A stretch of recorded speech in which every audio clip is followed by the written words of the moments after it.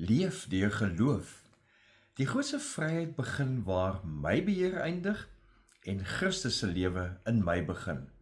Op hierdie goeie Vrydag hoor ons weer die radikale waarheid van Galasiërs 20 vanaf vers 19 tot 20. Ek is saam met Christus gekruisig en nou is dit nie meer ek wat lewe nie, maar Christus wat in my lewe.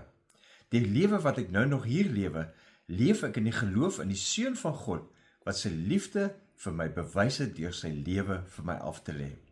Hierdie teks is 'n geestelike revolusie. My beheer, my heerskappy is verby. Die druk om alles self te dra, alles self te wil bewys, alles self te wil beheer, is nie meer myne of joune nie. Aan die kruis sien ons die finale bewys. Vergifnis en ons nuwe identiteit en volkomme vrede kom nie uit ons eie prestasie nie, maar uit Christus se voltooide werk. Aanvaarding is nou die geestelike moed om te erken, ek is nie die redder van my lewe en van die wêreld nie, Christus is dit. Christus is die redder. In 'n wêreld wat selfverwesenliking aanbid, klink dit vreemd om beheer prys te gee, maar dis juis die pad na innerlike vrede. Sielkundige navorsing bevestig dit. Wanneer mense ophou om alles te probeer beheer, verminder uitbranding en verhoog veerkragtigheid.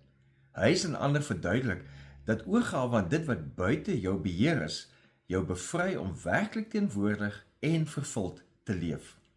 Nou, hoe maak ons dit prakties? Kies een area in jou lewe waar jy te hard probeer om beheer uit te oefen.